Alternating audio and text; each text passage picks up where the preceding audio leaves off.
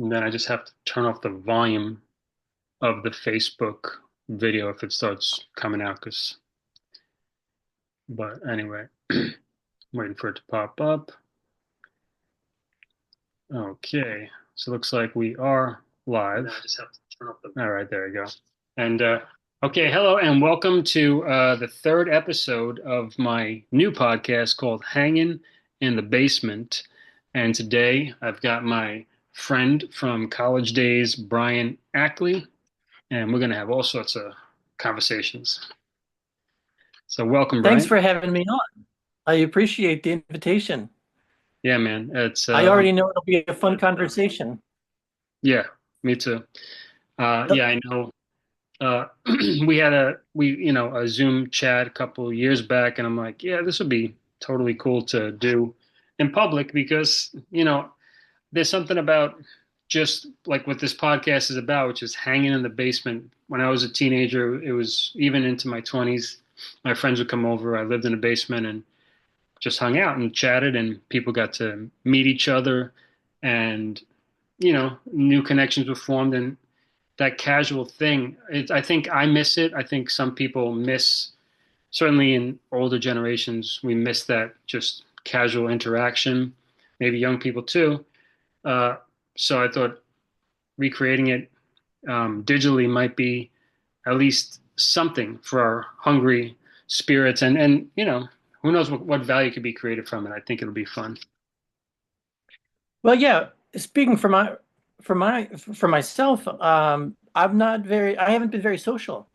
I used to be a very social person, but I think marriage and family just ends up having you focus on work, focus on family. So things like this are fun because you just kind of you get to be social, it's a completely different, different thing. So this will be fun. I have one question for you though, regarding the name of your podcast. Why do you capitalize BASE? Great. Yeah, and I noticed you noticed that in our chat texting between ourselves. I'm working on my autobiography, which I believe I mentioned to you. Right. And so in as I was writing it, this concept of the basement kept popping up from like probably around 1991 or two, definitely by 94. It's established like the basement is this place. And across the street from me there's a nature area called we called the creek as a kid. So like picture like a I don't know, like a Stand By Me, Stephen King, or the Goonies, or something like that. Like there's these places that we associated as a group of kids, and the basement was one of them.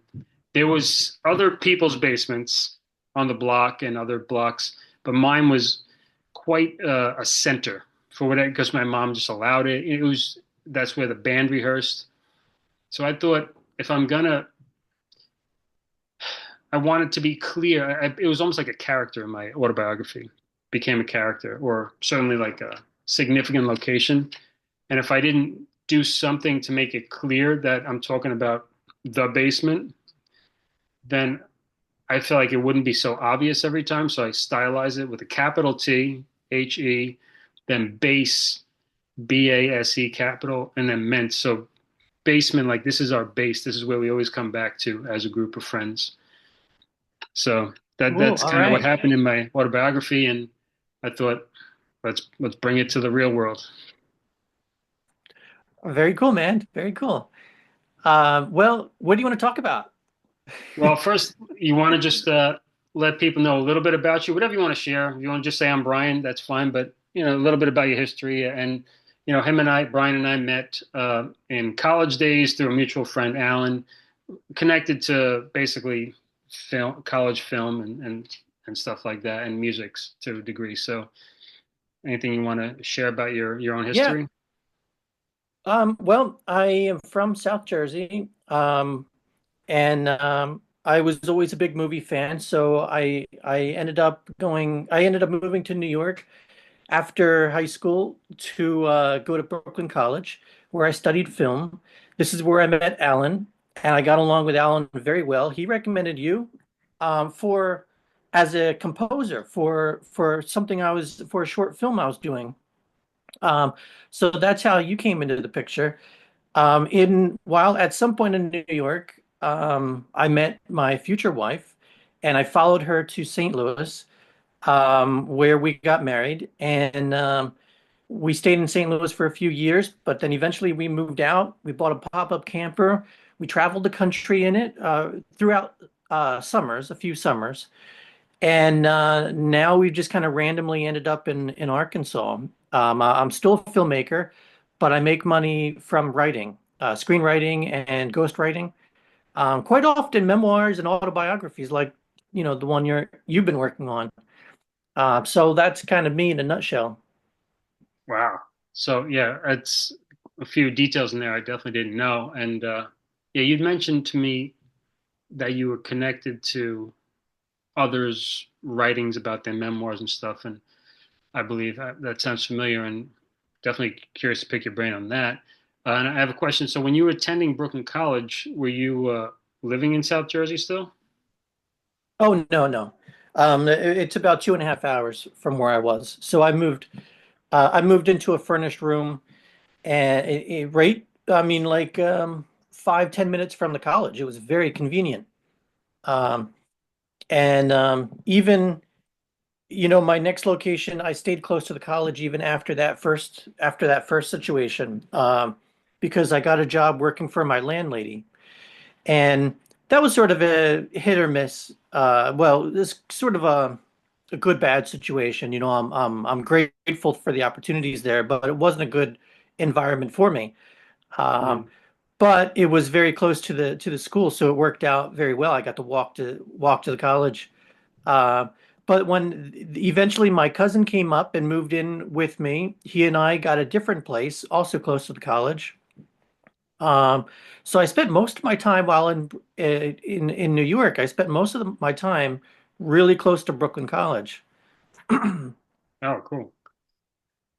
So what's your relationship to Brooklyn now? Like, I guess it was never really home, or was it? Do you feel Oh like just yeah. kind of like Oh, it a tourist? was. Yeah. I lived there long enough to feel like a New Yorker. I Yeah. guess the old cliche is if you're there for 10 years, then you're sort of in that club. And I lived there about 9 years. And I certainly felt it. I loved the city while I was there. I don't appreciate it as much coming back visiting. It's split. It's a love-hate relationship because the uh, the great things about New York are just the cultural aspects, the endless amounts of entertainment that you can have, and the wide variety the of people. You got people from all walks of life, and Brooklyn College in particular was a great experience because I got to meet all sorts of different types of people, and it was great. And New York also has a lot of nature, like you pointed out. There's places you can go that are nice and quiet. Parks, of course. So there's a lot to love about New York and the energy of New York as well. But what I don't like about New York, which I came to realize after moving because I basically put up with it at the time, it's the noise, it's the overpopulation, it's the traffic. The winters are cold, bus rides, waiting for a bus in the winter is not fun at all, especially when you have to take two buses to get to work. So it's a real hustle. Living in New York is real challenging. Of course, it's also very expensive. So and when you can get into a car, you have to worry about parking. So sometimes I drive into the city, sometimes I can borrow someone's car while I'm there. Wonderful. It's great to move around. It can be better than the subway. But you have to find parking, and that could take that could take 30 minutes, 40 minutes. Oh So yeah. my relationship to the city now, that's basically I like coming in when I do. Um, I haven't been able to visit for a while, but I used to be able to come into the city once or twice a year, and it's great. I mean, I'll hit touristy spots, but I'll also hit my own favorite location. Hmm. So, yeah, I don't know if we froze there for a moment. I can Uh, hear you. You're okay, frozen, but cool. I can hear you. Okay, cool. Yeah, I could. You're back now. Um, yeah. So I guess you don't have family proper in Brooklyn or New York, right? You were just kind of like there on your own, creating your own roots, your own network. That's correct. Yeah. So That's I got that. correct. I I could I see moved. that being cold to come back, right? If it's like, okay, I'm back in my old stomping grounds, but there's no like warm place to land, I could see Oh, that being yeah, tough.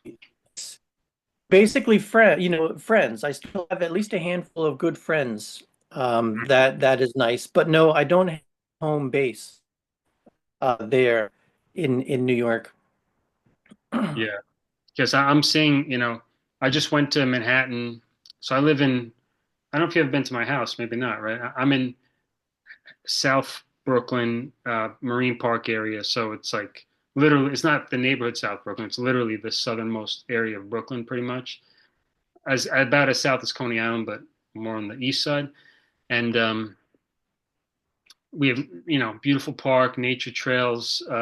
I walk around all the time, and it's usually quite quiet. And buildings are not more than 2 stories high, pretty much. So essentially, it's the suburbs, but I'm, very close to Manhattan. So I went into Manhattan for this dental thing 2 days ago, and I did not like being in Manhattan. Like I almost felt like you, like visiting New York from Arkansas. I was like, "Ugh, Yeah.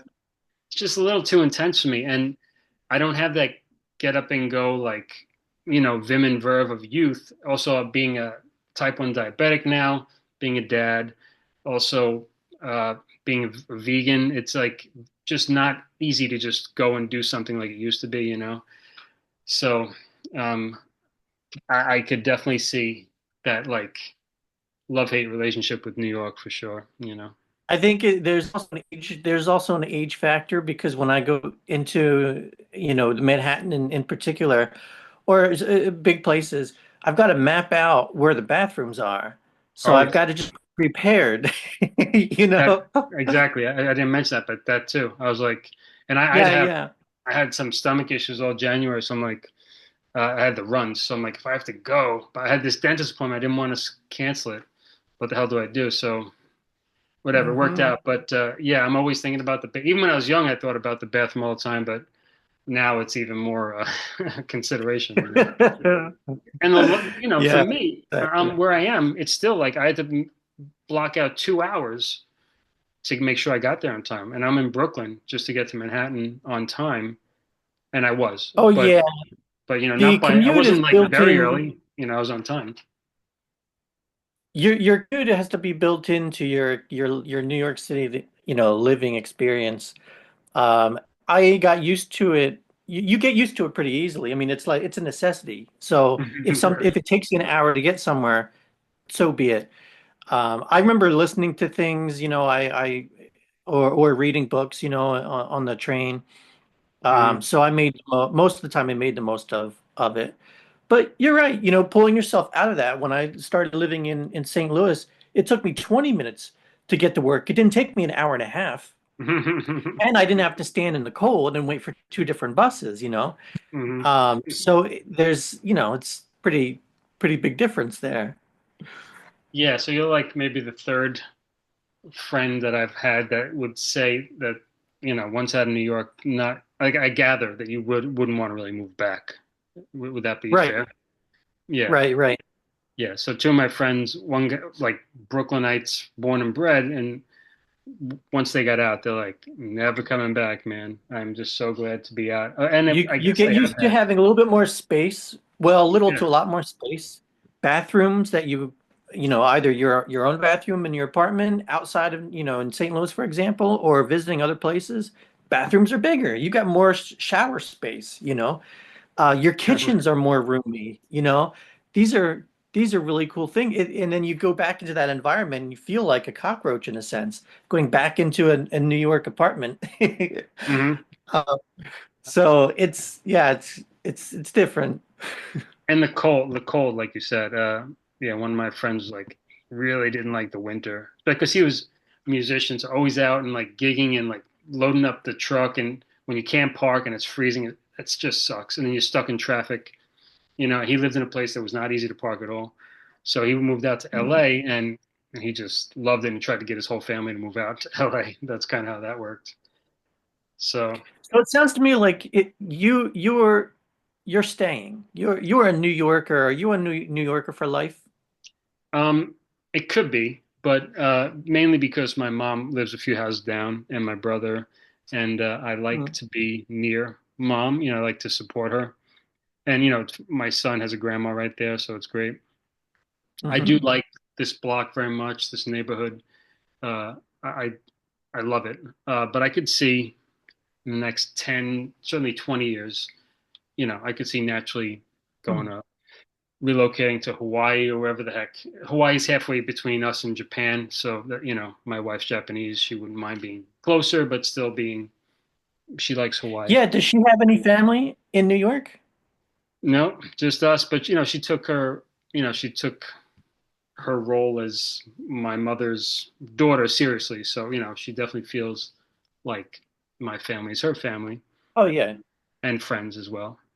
But yeah, no, she's got a lot of friends and family in Japan, and you know, she likes to see them. And you know, sometimes she goes by herself. Sometimes we all go together, but that's more expensive, more complicated, slower. You know, when she's alone, she can go here and there. When it's the three of us, uh, Mm-hmm. but you know, I like Japan, but it's also hard on my body to do that slog, the 12 to 14 hour flight, plus mainly the jet lag just kills me. Oh Um, wow. Yeah, yeah. yeah, on the way back it's worse when we come home, but when I'm there, I roll with it. But it's tough, and then also, like I said, I'm whole food plant based for the most part, so it's not always easy to just find food without like that extra effort, you know.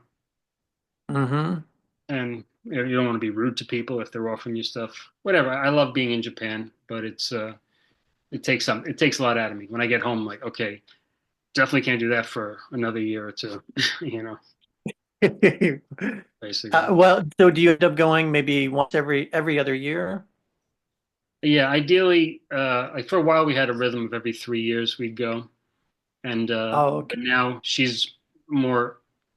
I don't know. She's has more energy, and I guess because Kai, my son, is 9 now, so him and I can be on our own. I also know how to cook pretty well now by myself. I kind of trained myself to be able to take care of myself and Kai. So ideally, she goes once a year or twice a year, and then him and I go. I don't know. There's no rhythm quite yet, but I think we were there.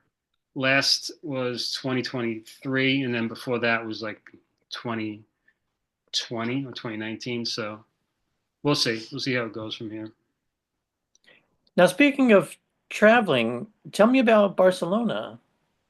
Right. So I was in Barcelona uh, for the last week of the year, pretty much. I arrived, I landed in Spain on Christmas Eve, and I left on the 30th. Or I came home arriving on the 30th of December. So it was cool. I'm a guy that's always around for all the holidays. I always participated as a host for various holidays and occasions, pretty much my whole life.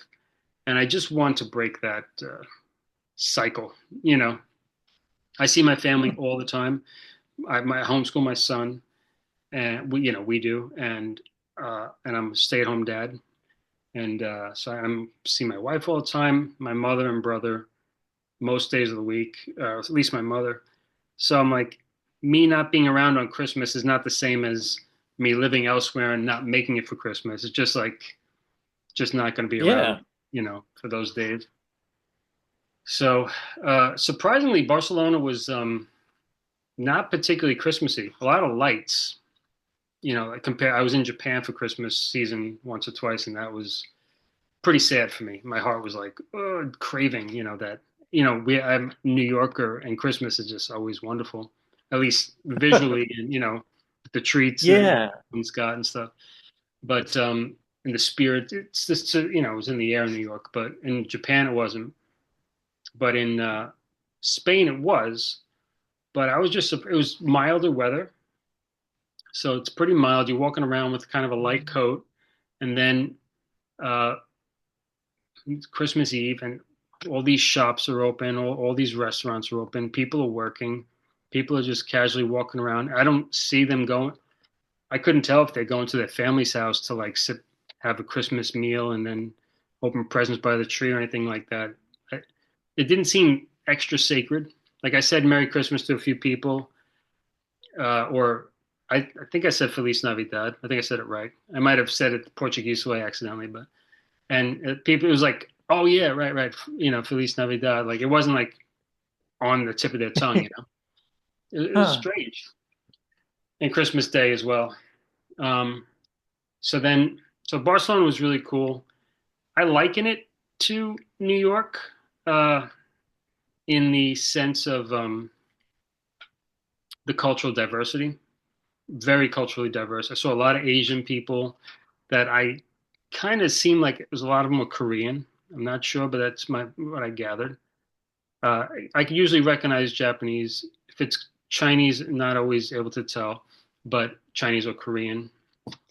Uh, Obviously, if I hear them talk, I know it's Japanese. But yeah, so there's a lot of Asian, different cultures. Some are African that of from countries that I'm not really familiar with as a New Yorker. Because we have certain groups from Africa, but other countries in the world have different uh, people migrating from different African countries. Because all countries have unique relationships with one another. So that was interesting. I got to see what a Spanish face looks like. I never really knew, but after being around, like, okay, so that's kind of what a Spanish features are. And tend to be shorter, not very tall people from what I would my experience, and uh, dark hair, not always, and yeah, just like like maybe like a taller forehead or something. I don't know, but there was something I was able to like tell. Okay, this person's not an immigrant. This is a Spanish person. And then of course you hear them speak, and was I always right? I don't know, but that was my sense of it. And then, uh, well, have you ever been to Spain? No, I haven't. I've been to France, but not Okay. Spain. My family on my mother's side is Spanish. Oh, really? So we have a lot of Spanish in our family. I don't From speak it. Spain My Spanish? mother still, yeah, Okay. Mhm. So your yeah. mother does speak it? Yeah, I don't know how much she's kept up over the years. She used to speak it a lot for work. Um, and what my older sister speaks it a little bit, but I don't know. I don't know if she keeps it up either. Hmm. I did some studying in the 2 months leading up to it, which I like to do when I go to Japan or Brazil. Uh, but I kind of knew that you don't really have to prepare your Spanish when you go to Spain. And yeah, I don't think I said more than 5 words in Spanish. It was just like there was no sense you had to, you know. Hmm. So in Japan and Brazil, it was sink or swim, really. So I had to learn the language if I wanted to communicate. But Spain, Did you go Europe, I think outside of in general. Barcelona? What was that? Did you go outside of Barcelona? Yeah. So I went to I don't know the neighborhood name, but it was an hour and a half out of Barcelona by bus, and we went to a monastery. Uh, Monet, I forget the name of the monastery, but it was in another vicinity. It wasn't Barcelona, and in the countryside, really. It was over 1,000 years old, and we got a tour of it. It was dark and cold, and like late December.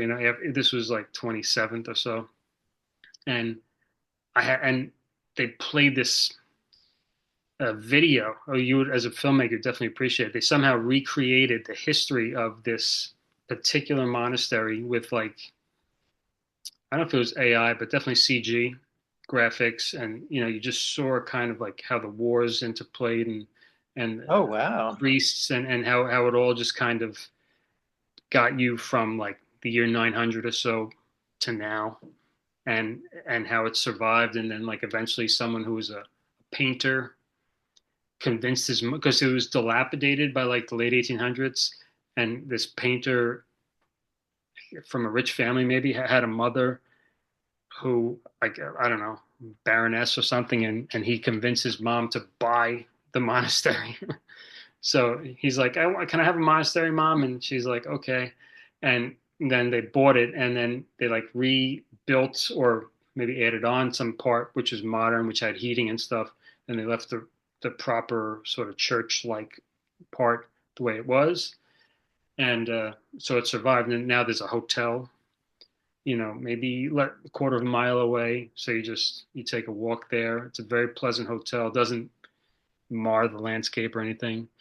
And so yeah, so we got this tour, and I really definitely felt so after that video of the history, you're sitting, it smelled beautiful. It was not candles, it wasn't incense. It was this like some sort of natural flower or some sort of natural potpourri that was just kind of filling the air. It was really nice and crisp, cold. And then where the altar is, they somehow projected like Star Wars style, like this kind of 3D image recreation of uh, priests giving a mass in Latin. So you feel like you could be in the year 1400, as a monk, just Wow. watching a mass, and it was very kind of somber, like in nomine Patri, Spiritus Sancto, and these guys like supporting with the gear on and stuff like that, uh, bishop gear, Hmm. and I really definitely had a memories of being a monk in previous lifetimes, no doubt about it. And it really speaks to my character. I'm sure I've had other types of lives, but that's definitely one of them. And it just felt so familiar. I don't know that I was a monk in that particular monastery, but being a monk uh, in Europe during the medieval Dark Ages or medieval times, whatever you want to call it, Middle Ages, I'm quite sure that was part of my journey in previous existences. Wow. So you felt a good connection in this space. Yeah. Yeah, I would say good connection, but it wasn't comforting. It wasn't comforting. It wasn't like definitely wasn't like I Hmm. want to go back. You know, Okay. it was like I'm glad that's over. Not really because it was so terrible, but just like the cold, the dark, the lack of convenience. Really, I mean, the food you had to just all the praying and uh, I don't know. I just kind of had these sort of memories slash kind of assumptions of what it would have been like back then. But really, then the next day we start the this marathon. So I went there for a mindful marathon. So the next day we do this 1 mile loop on the grounds of the monastery. You go out and back, and it's kind of hilly, not terribly hilly, but I have knee issues and wasn't too easy. So I didn't do a full marathon. I did a half plus a little bit, which is I did maybe 15 miles walking that day. And you do a mile, and then you go back and you go to your yoga mat, and you have some snacks, hydrate, then you do some journaling. And the whole day was no talking. So there was a silence code Oh, from night after dinner the night before. No talking. Once we like left the rooms, like okay, no, we don't speak until the marathon is over tomorrow at whatever it was, 6 p.m. or so. does So, this include texting? uh, yeah, I mean, that's up to you. It's really, you could Oh, it's reduce it up to the if you want. individual. Yeah, but within the group, no talking to each other. It's, which is pretty cool. It was a slightly difficult, I guess, at some points, just because you naturally want to talk sometimes, or like Yeah, maybe if you someone, forget too because it's so natural. You yeah, oh forget yeah, that you're, yeah. especially if someone was not a part of it, a part of the group, and they're because it was Oh, open, so people could be walking along the road, other people, and they say hi, and when they were saying hello, I remember feeling like shocked, like why are you talking to me, but it's like people talk to each other. And of course, if you say hi to a stranger, nothing gonna, there's no penalty. But it's interesting. I didn't say hi back, and I felt like, wow, I guess I could be seen as rude, but I did acknowledge and I nodded and smiled or something. But um, Hmm. interesting, right? How Okay, you're safe then. it, it was cool to do that, and it was helpful because then you could really just concentrate on the reflective aspect of it. If there's talking, Yeah, it keeps it a little more shallow because you're always just kind of like talking about things you it probably seems to don't me that talk you would about. be more in. It seems to me like one would be inclined to go inward, because Mhm. talking is very much a social, social thing to do. So if you're barring yourself from doing that, then it seems like naturally you would spend more time inside of yourself. So take me to the end of that 24-hour period. What was it like So, having not spoken for that long? well, that part was relatively easy. For me, the main thing was my freaking knee pain. That sucked, and because I love running. There's a lot of things I love with my knees, gardening, everything kind of involves it, and it just wasn't easy. It was like dealing with this pain that wasn't killer, but it was just present. I'm like, "Ugh, I don't want to feel this. And every time after you do a lap, you know, we started at 6 a.m. Right? So if my legs are hurting, I'm like, okay, I'll warm up, and then by 12, my legs still hurt. I'm like, oh God, I got to keep on going out there. Like some people are doing 2 laps. Well, not only that, but now apparently you're not allowed to complain about it if you No, can't it's all talk. you got to just complain inside. And seeing these other people who are in different shape than me, older, and just like going for it. You don't want comparing is certainly not the spirit of it at all, but you can't help but do You that. can't help it. You think about Yeah, it, yeah. and no one's judging you. No, if I did less loops or whatever, no one's counting my loops. But so I did sit out once and just laid down, and because we also were a little bit sleep deprived, probably only 4 or 5 hours sleep, and I rested. I still managed the half marathon, which was my goal because I knew my knees were not feeling great. But anyway, so it was over, and yeah. So also in those rest periods between loops, you have snacks. I had to eat a lot. As a diabetic, I was surprised how I just really, as a normal human, you'd have to eat to just kind of move all day. But I was surprised how much we had to eat to actually just keep our energy up. Well, mainly, Mhm. granolas and fruit and stuff like that. But uh, and then so we were journaling. There was like a journal time. We sat in a circle, no talking. They were just like you just see on the wall project like which lap we're on and so which chapter of this journal to look at the read through and answer the questions. So a lot of self reflection came up, and you go out and do it again. So this like it's kind of like we lived uh, almost like 12 days together because like each lap represented like a day. You go out, you walk around, you come back, you relax, you eat, you reflect, do it again. So I had this feeling somewhere in the middle of it. I was like, this is life, right? Like we're all just on the road, walking down the road alone. And we're all together, but we're not really. We're all walking our own journey, kind of together, kind of not, down this long road. That's that's life. It's like this really very simple, not exactly comforting, but not scary, just like realization, you know? Yeah. Is it helpful to you? Yeah, yeah. And also I realized why God is so like obvious in that era, like let's say pre-electricity era. You're just walking down the road and with nature, if whatever job one might have in hundreds of years ago, and you feel at one with what's around. So obviously you're going to talk to the air, the nature, the trees, and if God is in the kind of paradigm that you live in, you're going to have this conversation with God. And I could just see how obvious prayer and God was when you live in with nature, with less technology, just kind of like pulling at us, and less mirrors and just like you know, less emphasis on these shallow distractions, of course you're going to like have a relationship with God. That's how I felt, that kind of sense.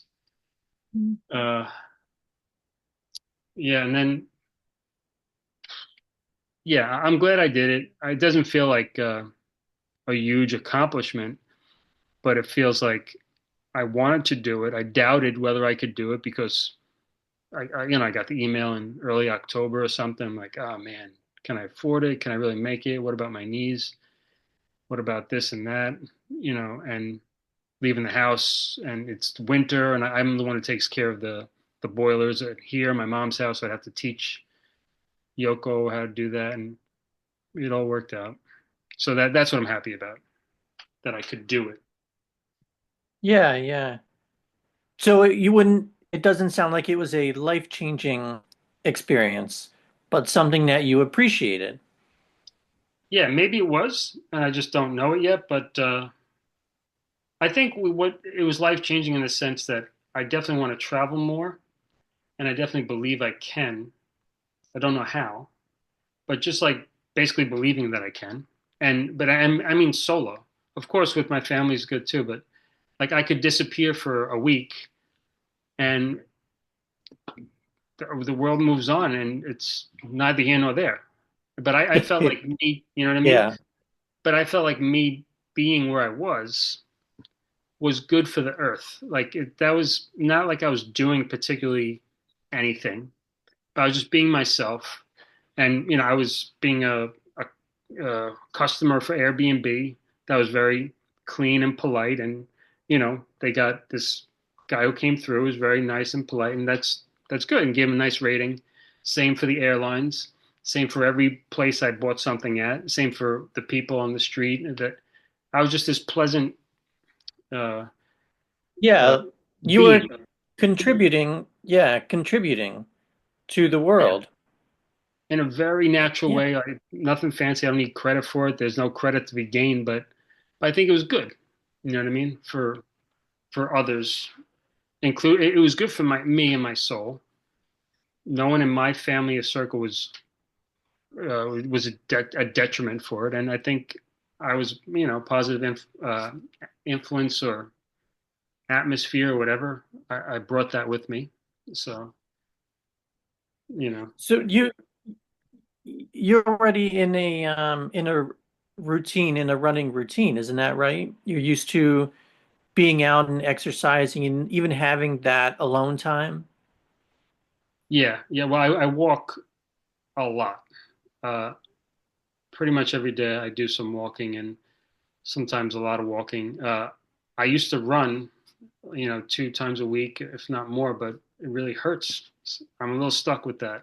Not sure what my next step is going to be. It's been an issue for a few years, but the past few months, it's kind of like affected me to the point where I don't want to run. I used to like can't help myself. I got to get out and run, but now I Hmm. can't really help myself to do it. I did it last Sunday, but it kind of hurt, and then I had like yeah. So we'll see. We'll see what happens in the spring. But yeah, I do have a lot of. I make alone time for myself with walks. Yeah, But yeah. also, Well, that's I've good. That's my point. You know, a trip like that is going to be great for someone who may have fallen out of that, or who it may not be aware of the value of that inner time.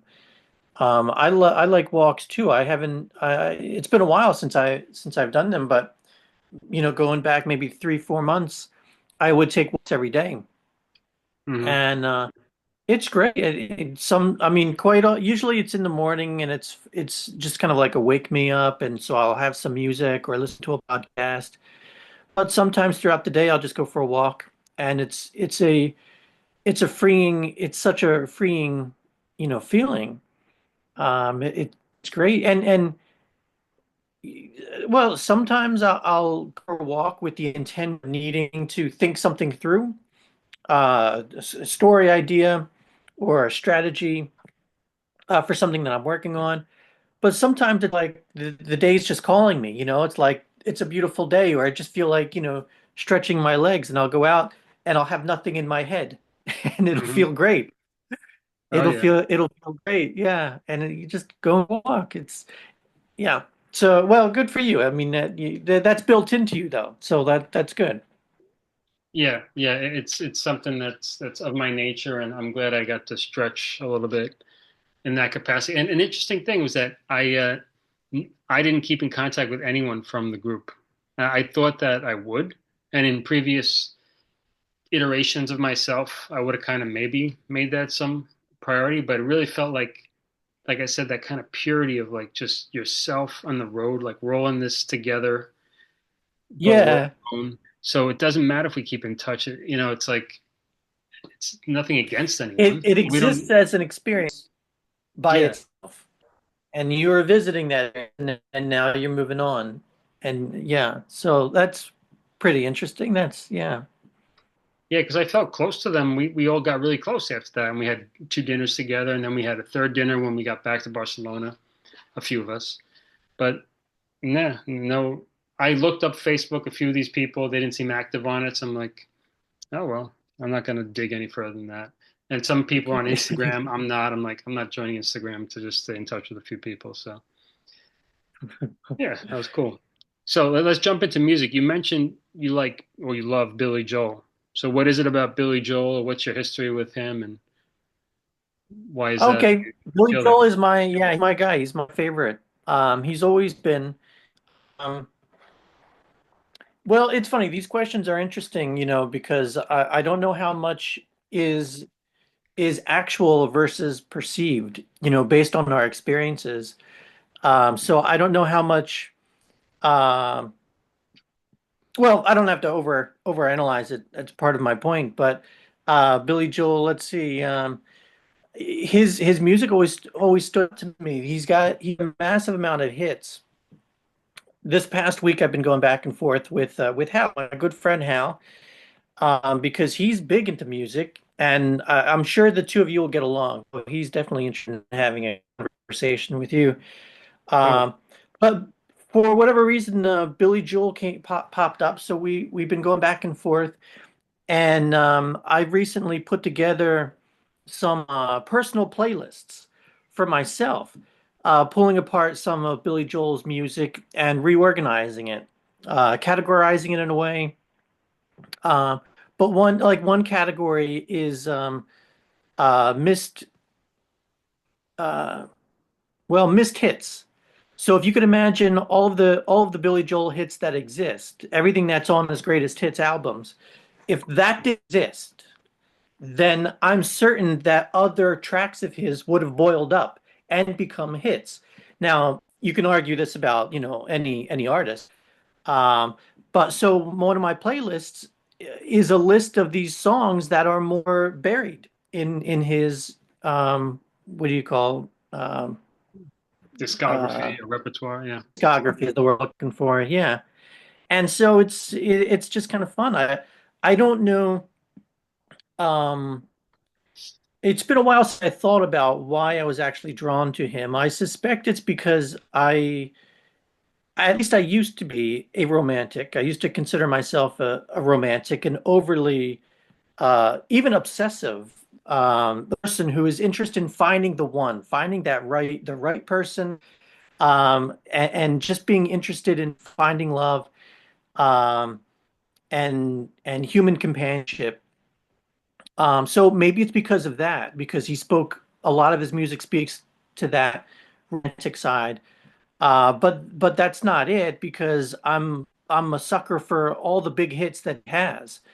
Um, I think it could be, I first remember hearing Piano Man playing at the supermarket, and I remember hearing it and just being, it was one of the first songs that I paid attention to and thought like this is a really cool song. And I'm young, I'm a kid, so I'm like 7 or 8 years old. Hmm. It comes on, yeah, it comes on the supermarket. I'm out shopping with my mom. And so this is a different time. Maybe this is 6 months later or a year later. And I connected to my mom, I know who this is. This is Neil Diamond. And it's my first time that I think I identify, a musical artist. And maybe I'm younger, maybe I'm 6 or 7, but I'm young. And she says, "Oh, I'm pretty sure it's Billy Joel."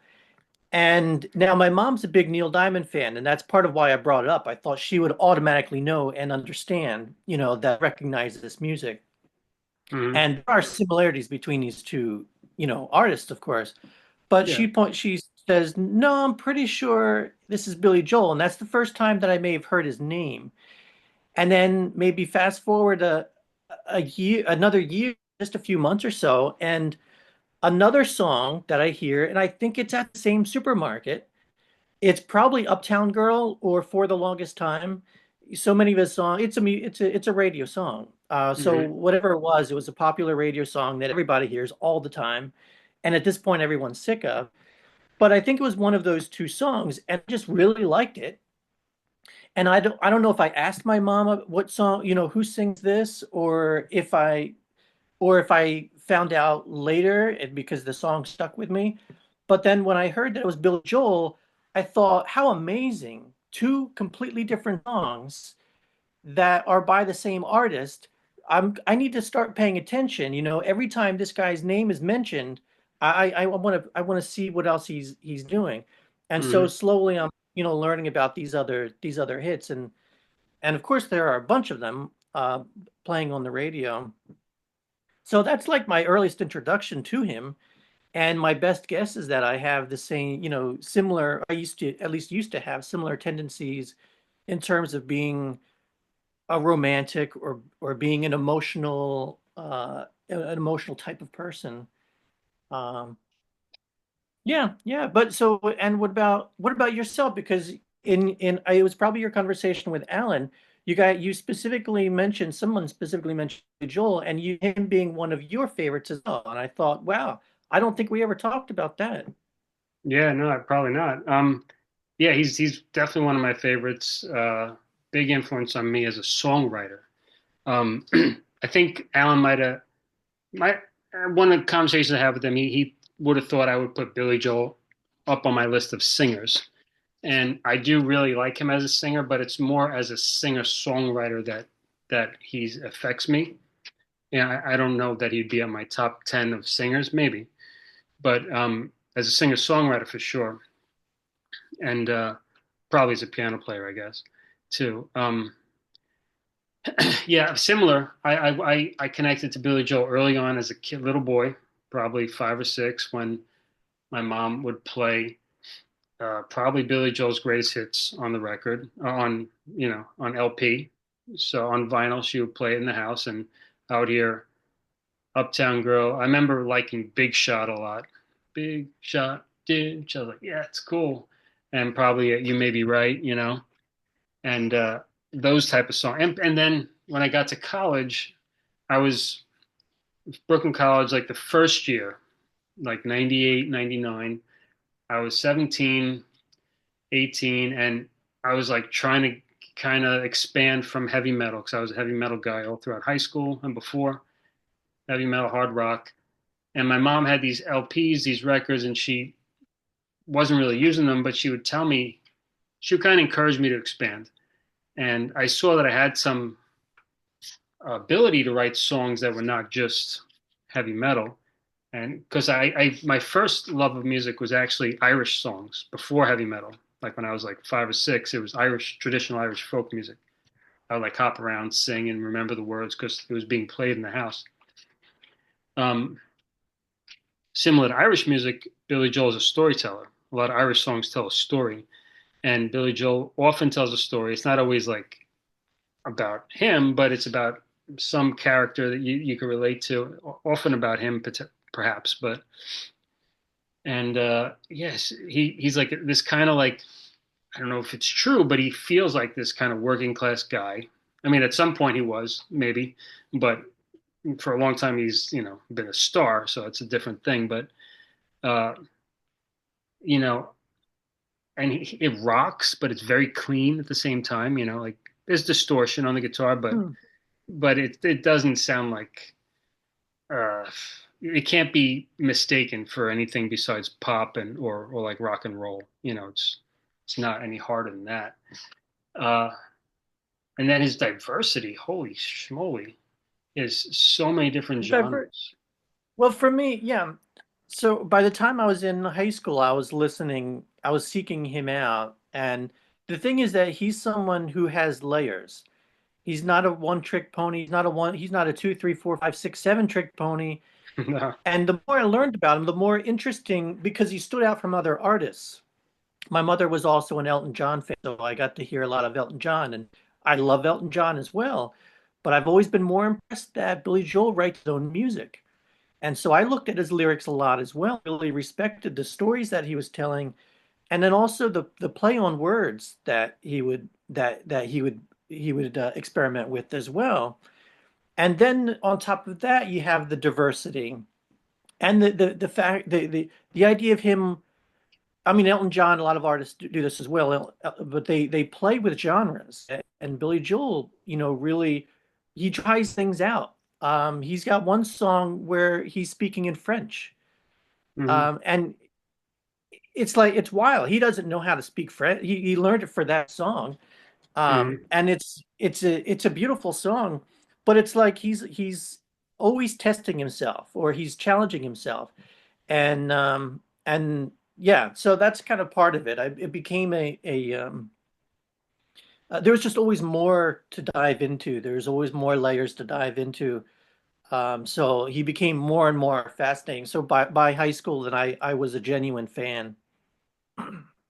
Oh yeah.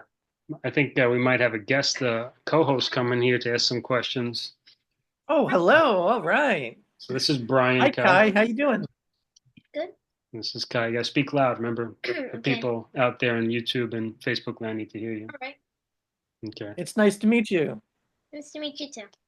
So we're We're talking talking about about Billy Billy Joel. Joel. Do you like Billy Joel? Yeah. Can't hear you. Well, on a scale of 1 to 10, how much do you like Billy Joel? Because some people may just like him a little bit. Some people like your dad and I love him. He's the 10. He's a 10 for me. He's probably the greatest. Yeah, we give Billy Joel. We do the scale, the He rating won't scale, end time it. for different artists. Billy Joel, Yeah. not a favorite of his, but 6.5. 6.5. Yeah. Okay. That might be average. That might be average for a lot of people. A lot of people are into him, but a lot of people get tired of the same songs that they hear on the radio. Hmm. Uh, yeah. Yeah, so Brian does this cool thing where he creates a playlist of Billy Joel, but all the songs that are not hits, are like Oh, that he thinks could be hits, but they weren't. I like that. What are some of the Well, songs I have on that another play. list? Oh, let me bring it up. I suspected you were going to ask about Billy Joel. Um, well, and with my playlist, because sometimes I'll put it on a CD, and I like the idea of a structure, so I'll limit myself to whatever fits on the CD, 10, Hmm. 11, 12 tracks. Otherwise, playlists can go on and on. But it's more fun to um, restructure these as if they were original albums because it's also fun to play with the sequences, the sequence of the songs. So Hmm. That's cool. for okay, I call it okay. Falling of the Rain from his first album, Cold Spring Harbor. Really? Okay. If I Only Had the Words to Tell You, that's from his Piano Man album. Hmm. Weekend Song, Weekend song? Weekend Song. Okay. That might be an instrumental. It's Hmm. from Street Life Serenader. Also from Street Life is Great Suburban Showdown. Hmm. C'était Toi, the French song. Um, you were the one. Until the Night, Roberta, Souvenir, The Mexican Connection, Got to Begin Again. That's another one from Cold Spring Harbor. I've got a soft spot for Cold Spring Harbor. I think the whole album is just amazing. It's just such a and it's its own thing. It's got its own tone and feel. And it's It's kind a of very fun. unique. Yeah, it's a very unique album. And then I the think. last track Sorry, is guy. 2000 years. 2000. Oh yeah, 2000 years from River of Dreams. that's a good one. Um, I think with Cold Spring Harbor, there was something that was happening at the time. I forgot what they did, but Oh, they sped it up. I think they released it Yeah, they sped it too up fast. for on purpose for some reason because it's definitely a Oh, on different purpose. key. That's not his. Yeah, it wasn't like an accident. There was a reason that they were doing that at the time.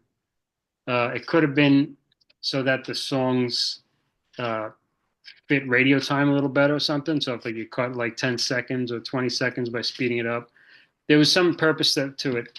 And I don't like that about Cold Spring Harbor. Uh, it's not that his Oh, I tone thought bothers they me so slowed it much. down. I thought they released it and slowed it down. I mean, he sounds more normal. The versions I listen to Oh, okay, maybe they aren't. did. But I had Cold Spring Harbor on cassette, years ago, and Oh, it was wow, a that must faster. have been weird. Yeah, it was this weird fast thing, and what mainly bothered me is you can't play to it because the key is off. So like your standard tuning guitar doesn't match Oh, it. So yeah, I couldn't really learn it. Um, and it just didn't sound like this doesn't quite sound like him. What happened, at the time, it struck me. But so cool list. I would say maybe 10 of those I don't know from the title. Like maybe I would recognize the song, hmm. because I didn't dive too deep into all his albums. He has a lot. I mean, Well, one song that really stands out for me that is Vienna. That you won't find Vienna, you won't find Honesty on a greatest. Well, maybe a more recent greatest hits album. I don't know, but Honesty never made it to his greatest hits. That double CD that came out, I guess, in oh, the really? '90s. Honesty is not on there. Because Yeah. there's Greatest Hits 3. Did you check that one? Oh, it's not on Hits 3 either. Well, that's surprising. Yeah, and Vienna's not on there either. Wow. So So I'm there sure are Vienna was released as a single at least at some point, probably, right? this particular problem. I don't know. But this particular playlist again, it's for for myself. So they're intentionally like buried what would be buried hits. These are buried songs. But Vienna, Honesty, those are songs people would know, and I think they Hmm. would easily boil to the top if the rest of Billy Joel's greatest hits, just never existed. Those two would have made it. Yeah, exactly. I think yeah, even you took all his hits out, he still would have plenty of hits. That's a good point. Not too many artists you could say that about. I have an interesting Vienna story. So I'm in Barcelona, and it's my last day.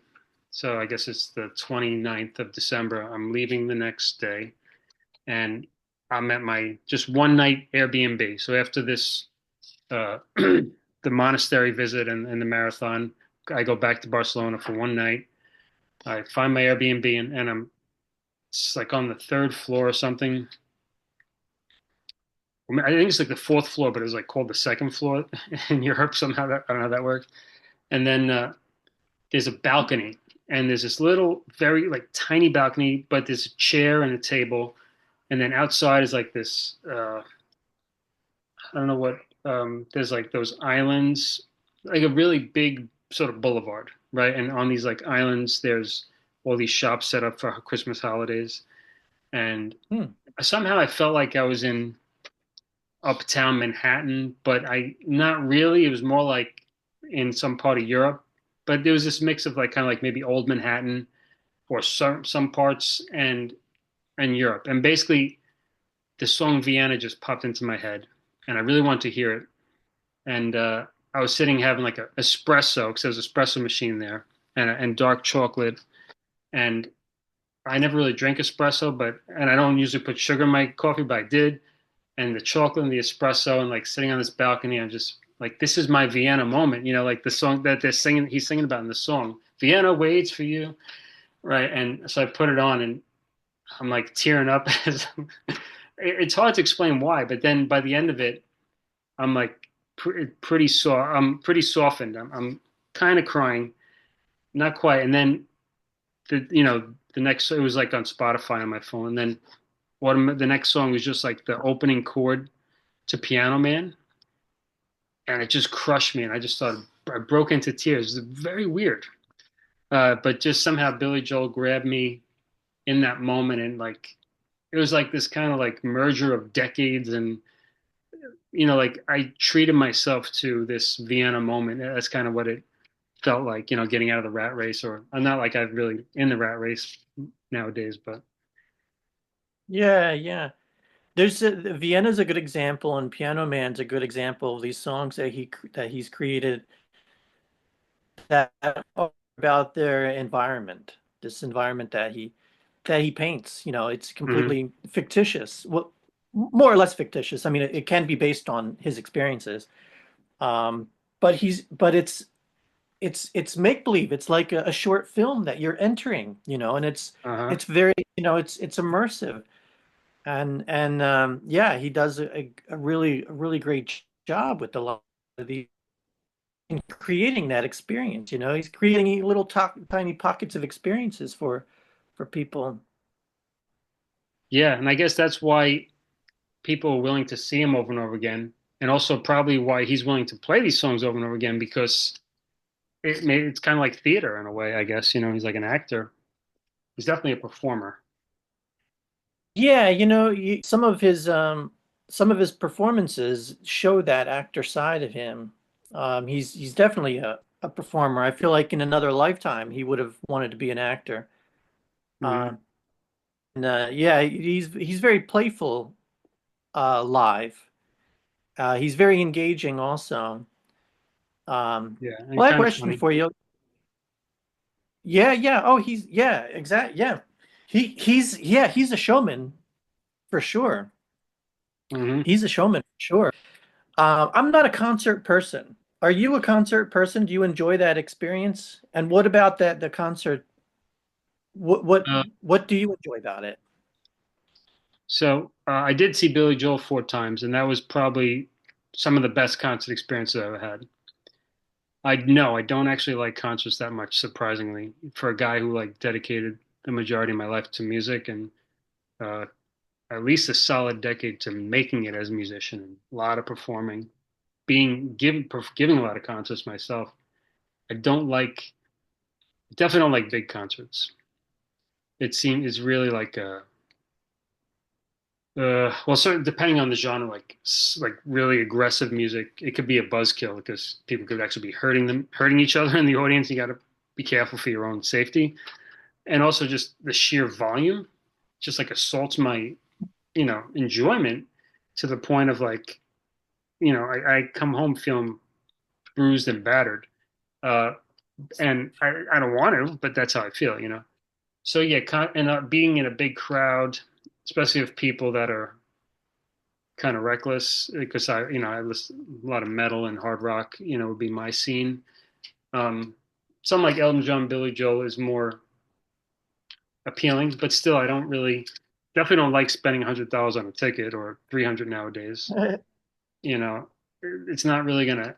It's not like you're meeting him. If I went and hung out and he was in the same room with me, then of course I want that.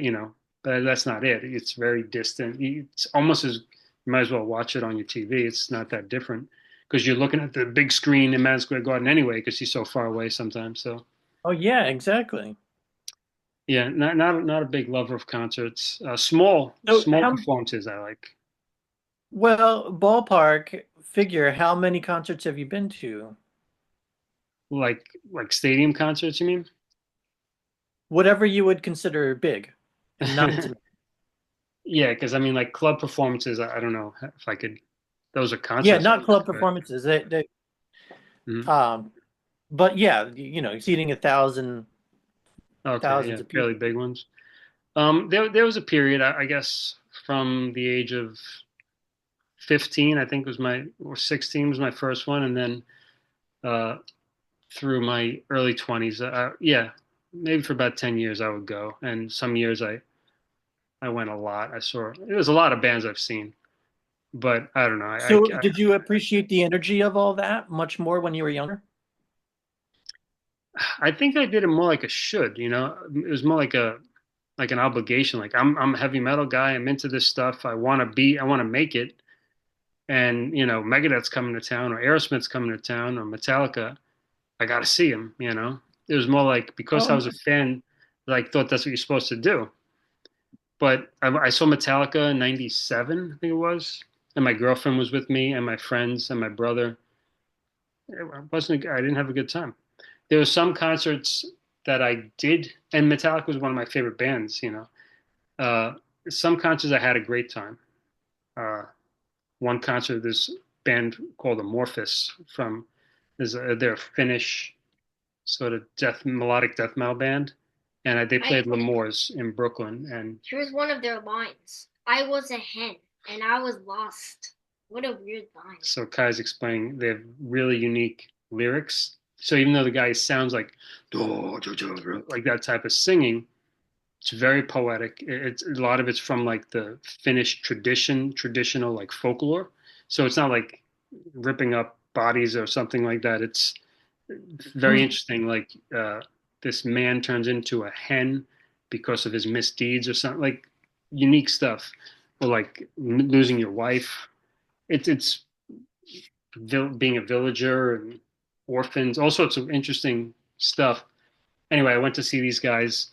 It was after, I don't know, within a half year of my the breakup with my first girlfriend. My first girlfriend and I were together about 3 years, and I was still getting over it. And then seeing Amorphous, which I did not think I was going to be able to see, was very exciting. Plus, the emotion of that breakup was still in me. I hadn't processed fully, and I drank half a bottle of rye whiskey before going. I think I was 20, and I was just like, I was a mess, and I was crying, and I was like, that was an amazing experience. Yeah, being a little drunk definitely helped me enjoy shows like that. But a lot of shows I was not very impressed by. How about the It's a arcade? strange thing. Did you go It's a in the strange thing arcade? for me, these concerts, because like you said, you end up watching a lot of it or most of it on a big, huge TV, but it's like you just invited 1,000 people in your living room, because you got to share this space, and it's not like the sound is better. I No. mean, you, I'm more of a homebody, I play the stuff here, play the stuff Hmm. here in my. Yeah, so it's just I've done a couple. I've done a few. I saw Billy Joel in Philly, and that was fun. Um, my one of my first concerts. So in high school, when I was becoming a real big Billy Joel fan, um, a couple others in my close uh, circle also appreciated Billy Joel. We heard that Billy Joel was doing a concert in New York. And we heard on the radio Billy Joel's doing a concert in New York, and we had a week to plan this out. We hadn't been to New York prior to that. Um, I don't think so. And again, so this is a 2.5 hours away. The four of us decided we're gonna plan this out. We've got to go. Billy Joel's doing a concert, a free concert in New York. Now, Great. this turned out to be a free concert in Central Park. And what we learned maybe 2 or 3 days before that, before the day was coming, it would be a Saturday, I think. We learned that it was actually a Garth Brooks concert, Oh, but Billy Joel would be appearing there. And we didn't care because we're all big Billy Joel fans. Well, 3 out of 4 of us were. So we didn't care. We'll drive 2.5 hours to see Billy Joel play one song or two songs or whatever it's going to be. And so we did that, and we made a day of it, going to New York, getting lost in Central Park. It was me and a close male friend, and then two lady friends. So me and the guys went one way, and the girls went another way. We got lost in different ways. Somehow we met up again in time for this thing because we were trying to find. We didn't know anything like we didn't know New York, so we didn't know Central Park either. Big concert. We figured it must be obvious where they're playing. We'll be able to know where they're setting things up if we just walk into the park. We walked in, from the south side of the park, like where the Plaza Hotel is, or either that block or other end is Columbus Circle. So we thought it would be obvious. Well, it wasn't obvious. It took us all day to climb up the park and then finally get there. And it was really, it ended up being, a lot of fun. It was Garth Brooks. Now, two of the four of us really like Garth Brooks. In fact, like Garth Brooks even more than Billy. So they had an even better time. Mhm. But one of the things that stood out about this particular concert is that Billy Joel wasn't the only guest. Garth Brooks brought out Don McLean, and this is the concert where Ken and Garth Brooks sing American Pie. Uh, and this was a big one for us also. I mean, I discovered this song late, only as a sophomore or so in high school, Mhm. and fell in love with it. I found the cassette to this thing, to Don McLean's American Pie at some what do they call them? It's like a thrift, not a thrift store, but it's an outdoor like a garage sale. Flea market type of thing. It was a flea market. That's what it was. I stumbled upon this thing, and I love that song and one other song on that whole cassette, on that whole album. And I'd play the same. I just play the song again and again. That's that one song that I flip it over, listen to the next to the other song. Um, I can't remember what it is. It reminds me of a Billy Joel song, actually. Everybody Loves You Now. Uh-huh. Um, but I'll let you know what that is. But anyway, the point is I kept listening to American Pie again and again and again and again and again. This is almost the only thing I listened to in my car going to work and back for like a year straight. So this was a huge surprise when they brought out, Don McLean in this at this concert, and that was a magical thing. I don't think you could top that. I mean, if I've only been to three, four concerts, and that was one of them, I'm happy. I'm good to go. There's Yeah, I could see that being like, what a moment, right? What a moment in time. It's funny that you and it brought was up outside, so the environment was nice. Everyone was standing, but we weren't packed in like sardines. right. So Hmm. we were. It was a pleasant. There was room to sway. There was room to chill. So yeah. And was it nice weather? Oh yeah, it was nice weather. It was very nice. Yeah, Yeah. that helps too. Outdoors, obviously. Yeah, it was gorgeous. Yeah. Just 2 days ago, I showed Kai American Pie, Don McLean for the first time. Oh yeah. I was just funny that came up. Yeah, Are it's not you like, do you do these you should I wonder if you do those reaction videos. Uh oh, and yeah, have you seen them, those YouTube reaction they're videos? fun. They're fun, yeah. Yeah. Have you thought about doing something like that? No, but I would consider it. Yeah, I think like I don't know how they get away with it. I guess YouTube just allows people to use other people's music as long as the copyright goes to them or so, however it works. I don't know. Um, Well, I'm assuming if you're not interested in making money off your channel, then nobody cares. But I don't know how that works. yeah, I think it's essentially what it comes down to. Because we did play two songs on that podcast with Alan, and it was okay. It was flagged in some countries, but whatever. Uh, it's funny. I did a podcast a couple years back and played my own songs. I was explaining my song, then I played it, and I did that, and I think it was Facebook like just removed all my music because it was copyrighted, so I couldn't play my own music on Facebook. I was like, damn, it's funny. Um, Well, That is the most ridiculous thing. yeah, it was disappointing. So you can't play your own music anymore. Oh yeah, not the recording. Like, it was like it had the ID of the that particular recording as an ID, and they caught it and they removed the audio, so there's no replay value. Like if you caught it live, you yeah, could. yeah. So So you had a nobody. question? Yeah. What is your favorite band or artist? Oh, okay. So I think if we put Billy Joel aside, because he's my favorite, um, I think Creedence Clearwater Revival might be my second favorite group of all time. Wow, interesting.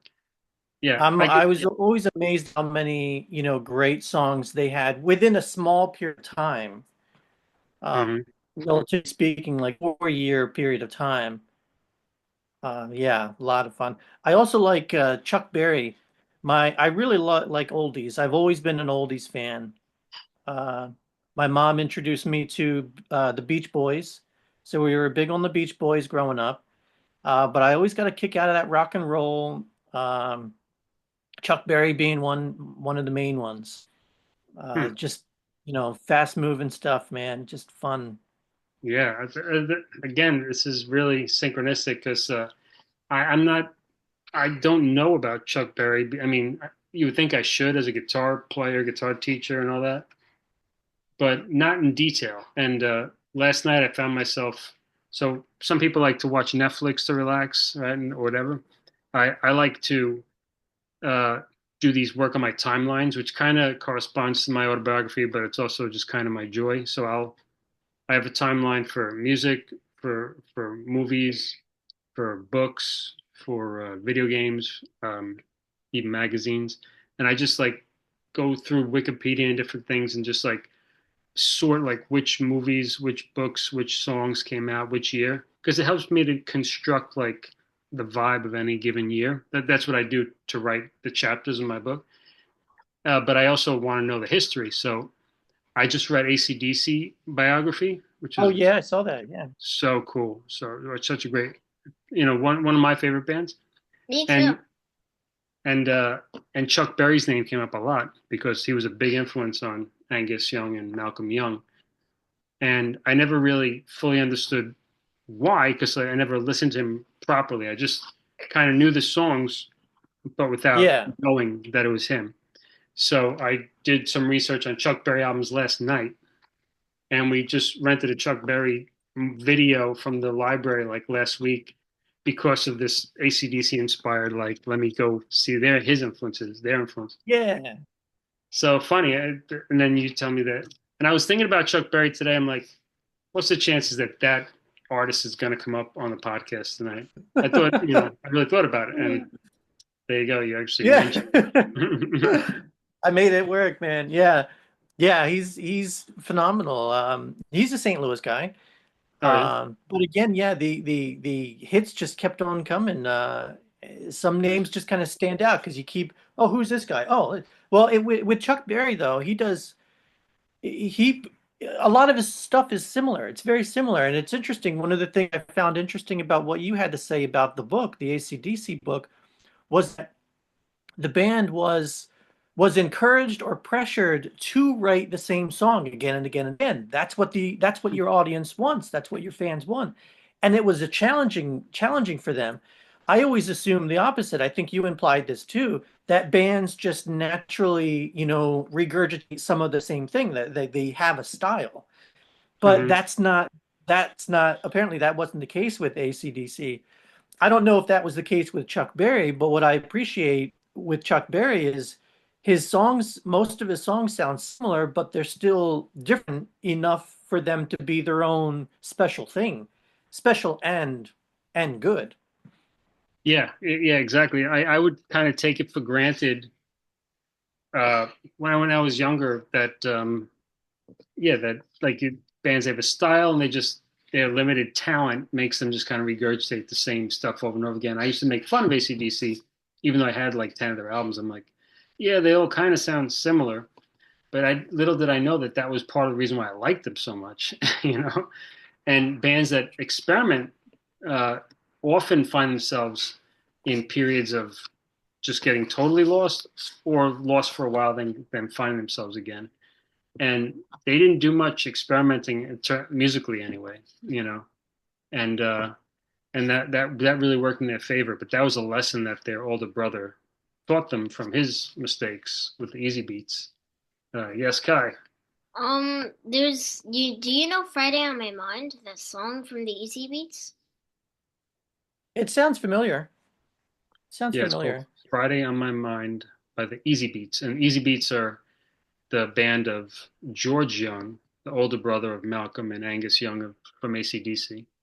So George Young and this guy Harry Vonda from the Easy Beats produced the first maybe seven AC/DC albums.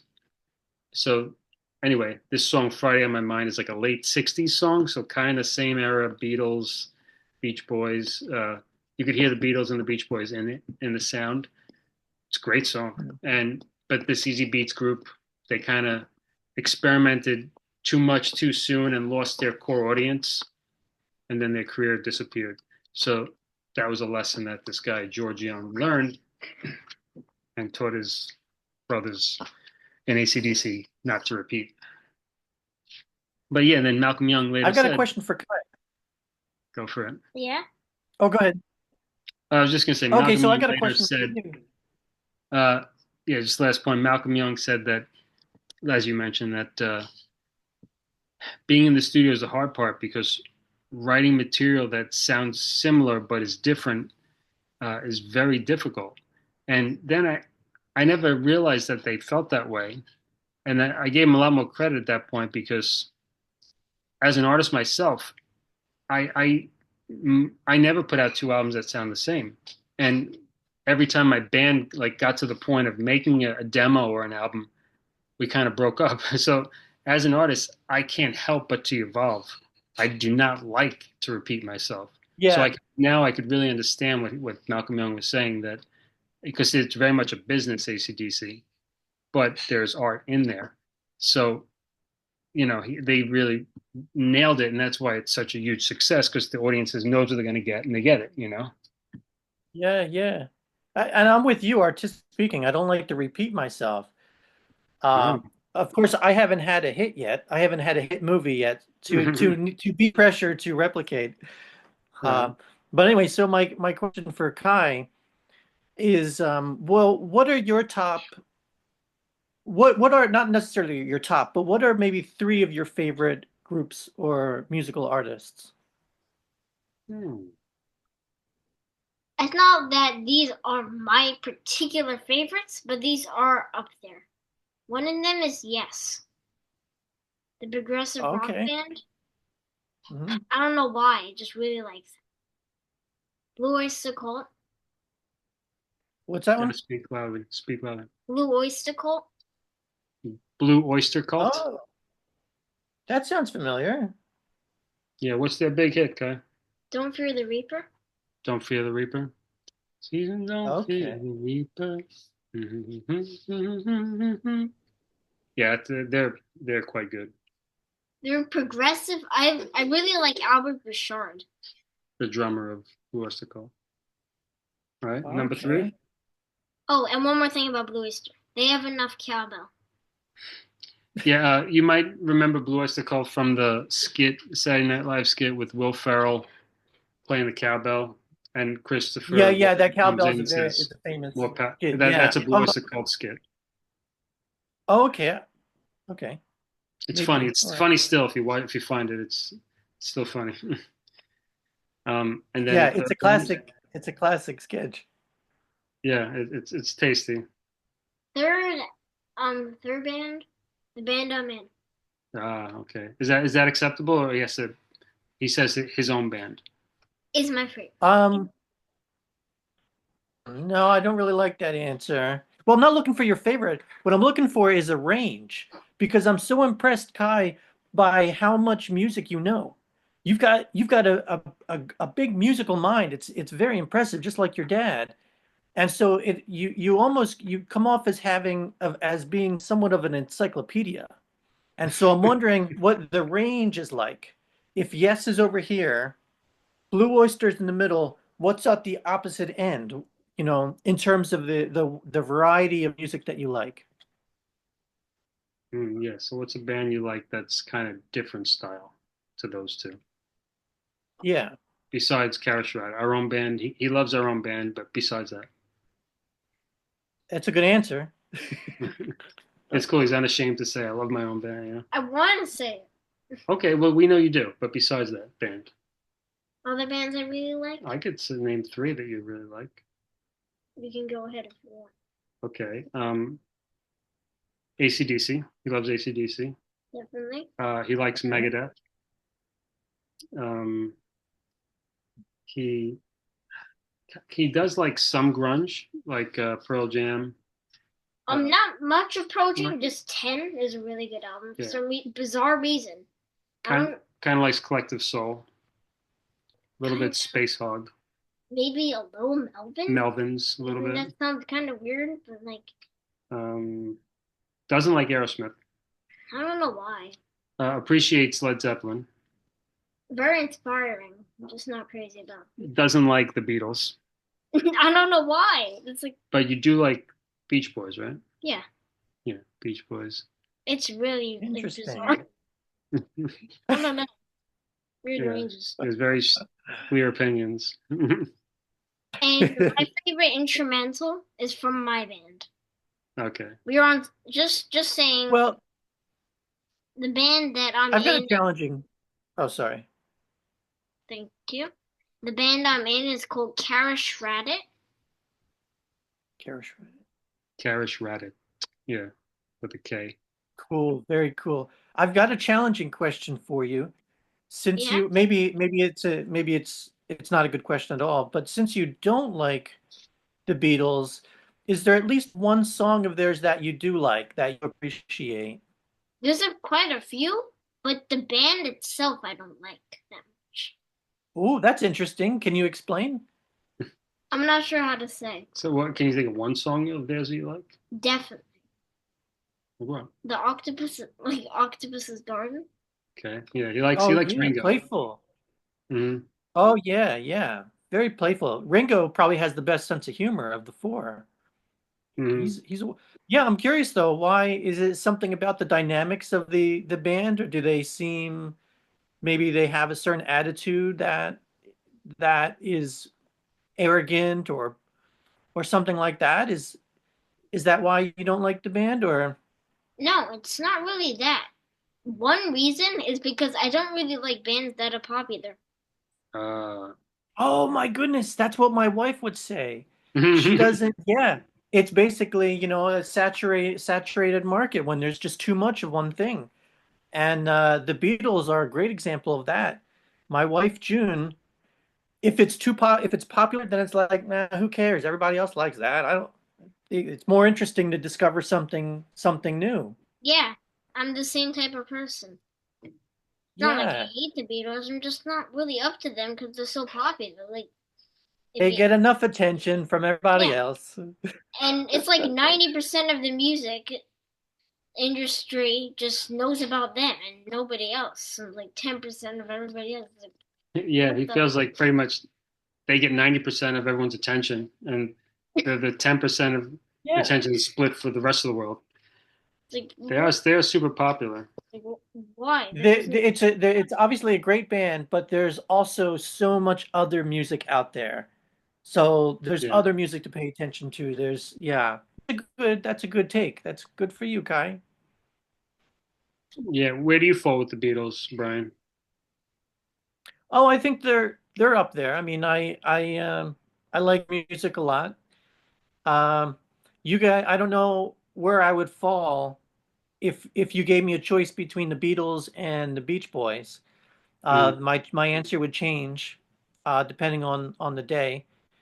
Uh, but they were a great band.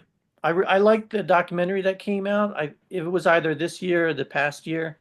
hmm. Get Back on the making of that album, that the famous rooftop concert that they did.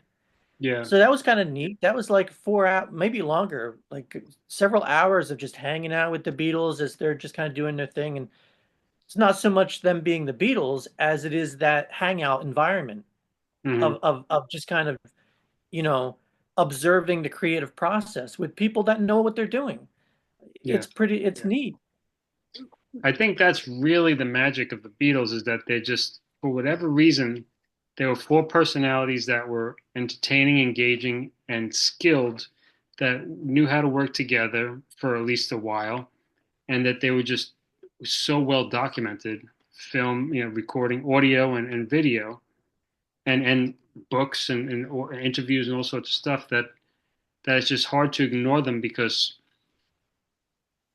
of that whole, like that perfect storm, so much attention, and they were good too. So very interesting. Like that's really the great benefit. That's why Yeah. I appreciate them. You could learn a lot from their life, you know. Oh yeah, yeah. It's also fun. Now I haven't studied them, but it's also, but I know a little bit about them. It's fun to look at where they came from, because the reason they became so good is because they played so often.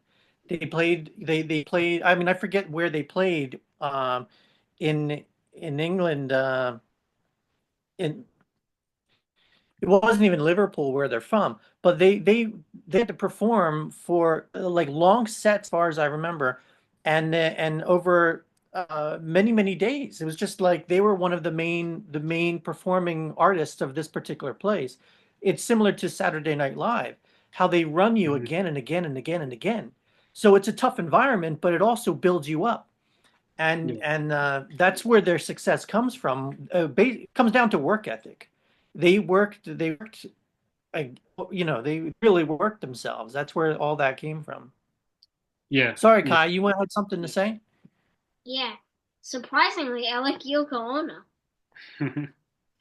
Oh, that is a surprise. I'm not a fan of of her. I'm not a fan of most of John Lennon's music after he leaves. I Yeah. think George Harrison comes out with a lot of good stuff after the Beatles. And Paul McCartney, so-so. I'm not really a big Wings fan.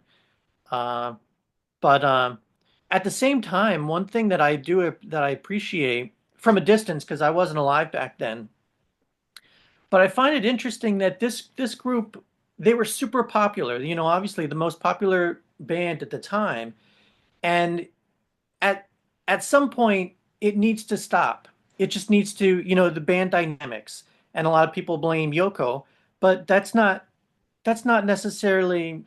It's like you can't always keep what you have, and it's well, it reminds me of like relationships, because the older I get, the more relationships of mine dissolve. People go away. You're not as close to your best friend as you were in high school, for example, or your Mhm. college buddies. I've been spending a lot of time reuniting with different people from my college days. But it's that magic isn't the same. The dynamic isn't the same, and that's because we grow up, we have different interests, we become interested in other people. In my case, my wife, and so it's like there's a life lesson there. It's like you have to accept when it's time for something to end. You have to let it go. Even when it's fantastic, something like the Beatles, like, let it go. It's okay, because we still have the music that they created. We don't need the Beatles to live forever. We don't need them to reunite every 10 years. It's okay. We so Oh there's yeah. a beautiful lesson in there somewhere. Oh yeah, yeah. And that's again that kind of speaks to the value of the Beatles is that that lesson is plain for all to see and to make what they will of it, right? Some people will hold a grudge at Yoko, whatever, and but others will, like yourself, will see that it's just kind of it's beautiful that it happened, and it's beautiful that it ended, and they went their separate ways, and it's just interesting. And that's how I look at the Beatles and John Lennon in particular, because John and Yoko, I'm also John and Yoko too, my wife. So I have this kind of weird connection. I also don't like John Lennon's solo stuff much at all, And you don't really like the but Beatles I either. am connected to it in a way. And I'm not a big Beatles fan. And yeah, John Lennon died 3 weeks before I was born, and I was like supposed to be born around I think December 5th, and he died the 8th. I came out the 22nd. So it just this kind of weird thing, this connection. And no, 3 months before I met Yoko, I went to the city and to this rock and roll Hall of Fame annex with my friend Tom, and Yoko Ono had put on this like white room like display for her and John Lennon. Come on, man, tiring.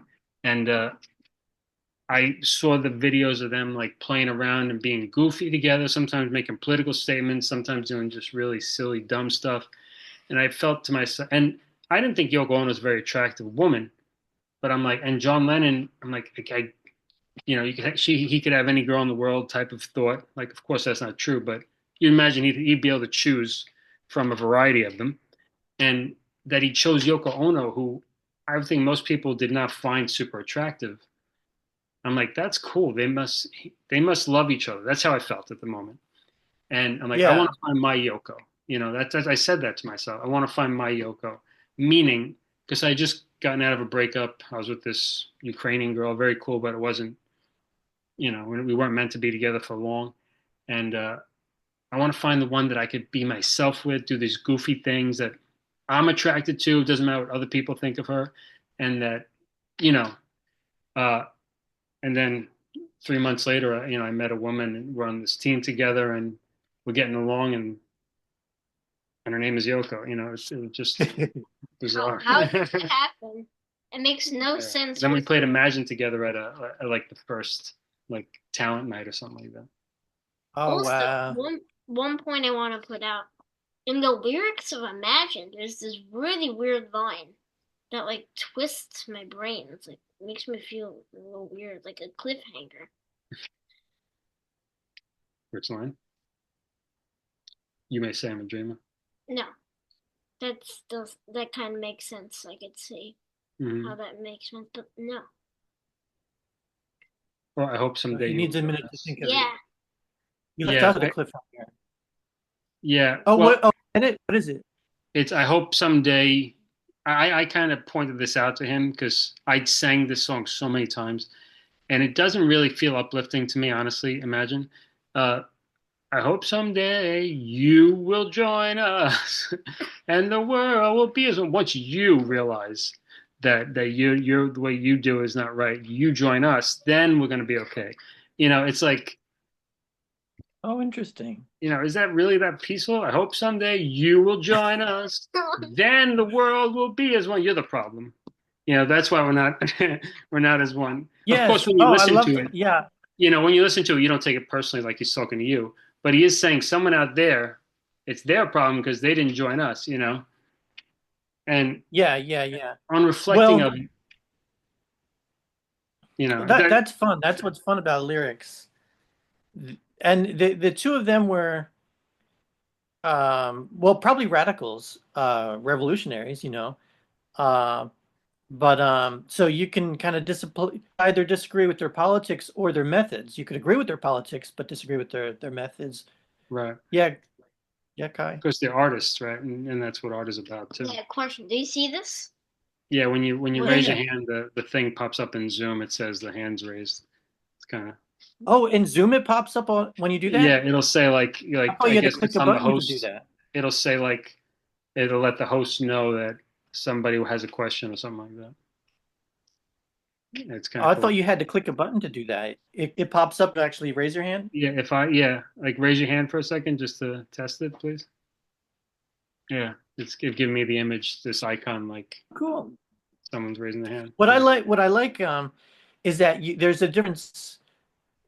Um, you can distinguish between liking an artist and liking an individual. And so even I'm not I don't like John Lennon's solo stuff. I didn't follow, I don't follow his solo career, and I dislike Yoko Ono. But I can say that I respect the two of them as a couple because their love for one another is so apparent and so special. These two people coming together. I mean, and you see these in the documentary type footage and stuff like that. But it's such a powerful thing. It's like you can be a fan of an individual in the way in how they're relating to someone else or their message to the world or something like that. And so anyway, I find that distinction to be interesting. Yeah, exactly. Yeah, I definitely admire their. I don't want to use the word selfishness, but like they're very. It's like they were enough tuned into themselves to know that they wanted that relationship, and kind of f everyone else, you know. And there's something cool about that. Whether some people got hurt in the process or not, I Well, can't say. yeah, But you know. it seems to me both of them had this rock and roll spirit. They were completely individualistic. They were individuals. They're unique people, and they're outspoken also. Hmm. I mean, I'm speaking as if, John Lennon's still with us, but um, yeah. Yeah, neat stuff. I did read a biography of his, and the one from his ex-wife, his first wife, Cynthia Lennon, and she was pretty fair. She was some bias came out for sure, but you did see what kind of a great guy he was, why she fell in love with him, and yeah, you can criticize him all day long, but he had a very rough childhood with his dad and his mom dying young, and who knows what it's like to grow up in England at that time and with his circumstances and his predispositions. So I really appreciate people like him for not being like a savior or anything like that, but for being so public about their life. Like, this is me. Mhm. Learn from it what Yeah. you you know. It's not easy to get that. It's really I'm curious about learning about people's lives, and as you may know, and a lot of people don't reveal themselves to that extent, like Hmm. someone like Yeah, him. yeah. No, not to that extent at all. Yeah. Uh, I think we should wind down. Um, but maybe that means there'll be a second part to this. I'm Yeah. curious about this is for a future discussion. I'm curious about your homeschooling. I think Yeah, that's that could be a whole fascinating. thing. Yeah, Uh, yeah. I'd love to ask you questions about that. sure. I want to mention two things about the band I have. I can play 5 4 7 4 9 4 on the drums, and Kara Shred is on Spotify. We have a song, our self-titled one, has the lyrics up on Spotify. It's on Apple Music, YouTube, everywhere. Oh. hmm It's alternative rock and progressive. Yeah, My favorite Karish Rad. instrumental is Box Heart from us. We have two albums already. Karrish. RAD space RADDIT. Raddit. Yeah, you gotta be super clear when you say things for All people. right, I'm going to check So that it's like out. this is cool. Yeah, yeah. Hi, I'm Please. glad you stopped in. I was hoping that you'd come by so I can meet you because I found your conversation, and when your mom came in with Alan, I found all that to be fun. Yeah, he Um, enjoyed watching so the I'm glad episode you with came Alan. by. Oh, can I say one more point?